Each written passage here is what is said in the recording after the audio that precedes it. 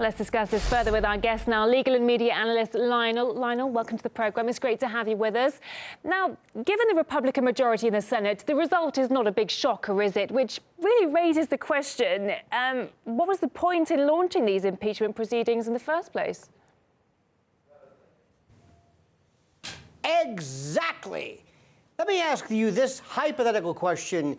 In our country, I'm a former prosecutor. If I went forward with the trial of a defendant and I only had 11 jurors and you need 12, and I knew from the beginning that this would not be a completed trial, that it would be a mistrial, that I'd be wasting the time of the court and this defendant and making them go through this and hiring a lawyer and hiring witnesses, when I knew there was no way a conviction could be possible, I would be, perhaps, I would lose my law license, I would be unethical, I might even be breaking a law, some civil rights violation. How in the name of God do people proceed with some titular, theoretically only impeachment, which is just a charge, when they know under no mathematical model is it possible to gain 67 votes to remove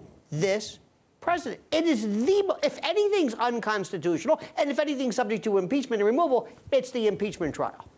And do you think that any of this will have an impact on the 2020 presidential race? Oh my God, yes. And if last night's State of the Union wasn't enough, with Speaker of the House Nancy Pelosi ripping apart in this symbolic reference to the destruction of her own career, the American people are sick of this. They've never understood it. This is the third time in history we've had an impeachment. Andrew Johnson, I'm not going to bore you with that. Bill Clinton involved lying under oath. Granted, it was of a sexual matter, but people understood it. They said, okay, maybe.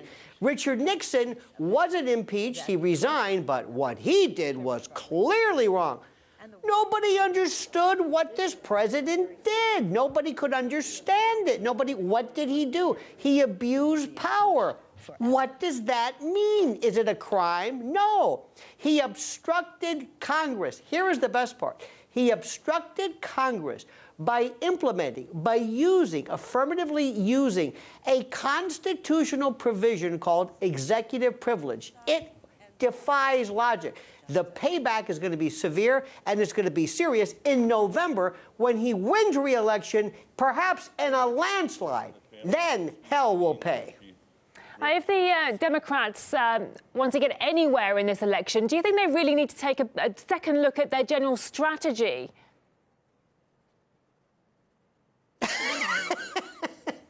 You're too kind. Their strategy, it's incomprehensible. They have no vision, no platform, no worldview. They have this schizoid, detached group of the extreme left, the middle of the road. You've got Joe Biden, who's walking around yelling, "Who ordered the veal cutlet?" Nancy Pelosi, who's the leader of this, ostensibly. It is a mess. We had our first, they had their first caucus in Iowa, a process I don't even understand. And it was a mess. They couldn't even count the votes.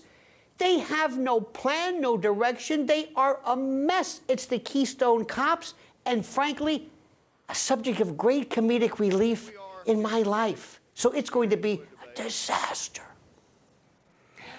Legal and media analyst Lionel, thank you for joining us on the programme.